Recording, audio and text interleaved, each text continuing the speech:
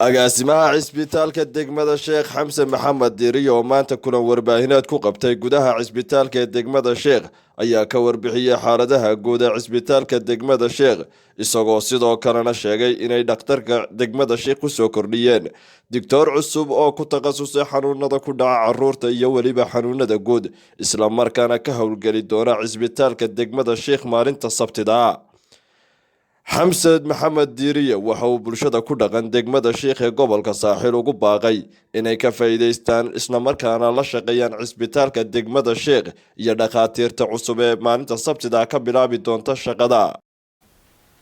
Assalaamu calaykum waraxmatullaahi wabarakaatuh. Dhammaan waxaan salaamayaa ummadda muslimiinta meel kasta joogtaba gaar ahaan reer Somaliland.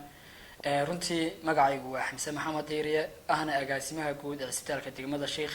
Runtii haddaan ka warbixiyo xaaladda guud ee cisbitaalka runtii shaqada isbitaalku si fiican baa u socotaa alxamdulillahi rabbil caalamiin. Isbitaalka Sheekh waxaa ka howlgala afar dhakhtar oo kala ah laba dhakhtar oo medical ah iyo hal dhakhtar oo general surgery oo loo yaqaan Dr. Safari oo laga garanayo geyiga Soomaalida. runtii Dr. Safari waa doctor aad u qiimo badan aadna ugu shaqeeya ummadda. Sidoo kale waxaa jira doctorka Geynan Obiska ama xanuunada dumarka oo Dr. Luban la yiraahdo nila jooga.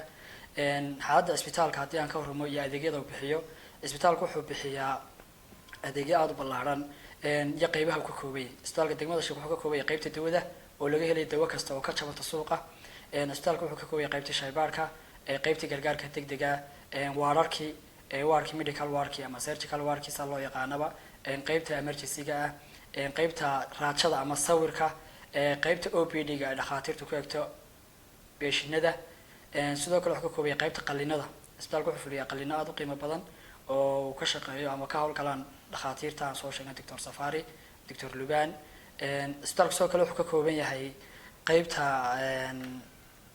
pediatric waarka oo insha Allah aan soo kordhinay.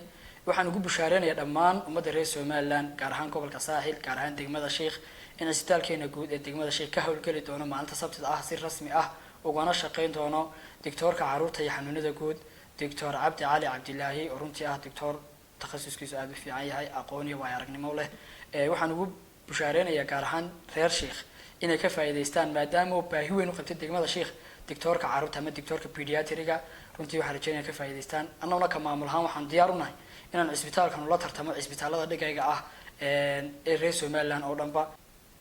sidoo kale waxaan ku sameynay habeyn qaybta milisooyinka ama hooyada iyo dhallaanka oo kamid ah qaybaha ugu muhiimsan saguna cisbitaalka. waa Maxamed Cali Axmed Maxamed Kaabe telefishinka caalamiga ee Bulsha TV degmada Sheekh.